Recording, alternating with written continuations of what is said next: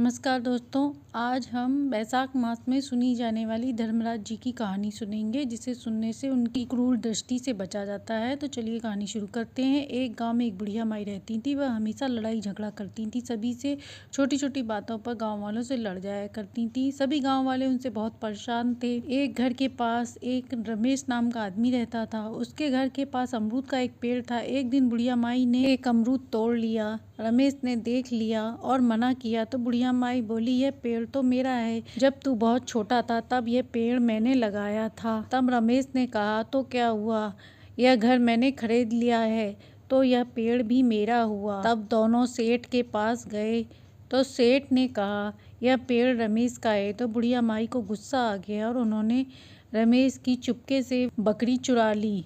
एक दिन वह सोचने लगी कि अब किसी को परेशान किया जाए। इधर यमराज जी चित्रगुप्त से कहते हैं कि जाओ देखो आज किसकी बारी। तो चित्रगुप्त जी ने कहा, आज बिमला की बारी है। तब यमराज जी से पूछा, यह औरत स्वर्ग जाएगी या न? तब उन्होंने कहा, स्वर्ग तो नहीं जाएगी। इसने गांव वालों को इतना परेशान किया है, सभी लोग इसके मरने का इंतजार कर रहे हैं। तब यमराज जी ने कहा, आज रात को मैं इसे लेकर आऊंगा। रात हो जाती है। तब यमराज जी बिमला के पास जाते हैं और कहते हैं, आज मैं तुझे यमलोक लेने आया हूँ। तब वह रोने लगती है और कहती है, नहीं, मुझे अभी नहीं जाना है। तब यमराज जी बोले, तूने कभी अच्छे काम नहीं किए, सभी को परेशान किया है, सभी गांव वाले तेरे मरने का इंतजार कर रहे हैं। तब बिमला ने कहा, ठीक है, मैं आपके साथ चलूंगी, पर मेरी आखिरी इच्छा को पूरी करना आपका कर्तव्य है। तो वह बुढ़िया माई से बोले, ठीक है, बता। तब बुढ़िया माई ने कहा, मेरे खटिये के नीचे बहुत सारा गहना है, मेरे जाने के बाद कोई ले ना इसे, मेरी आखिरी इच्छा यही है। अब यमराज जी बोले, ठीक है, तेरे खटिये के नीचे से कोई भी सामान नहीं ले, अब चल।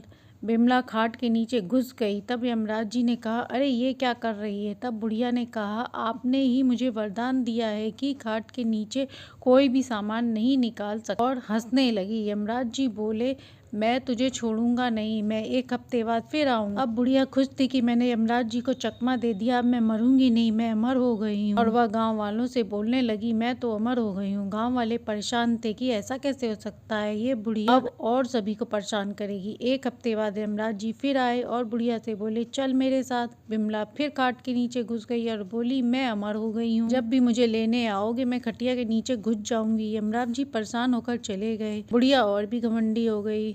उसने सोचा यमराज चले गए। यमराज चिंतित थे। यमराज जी एक दिन बैठे थे सोच में।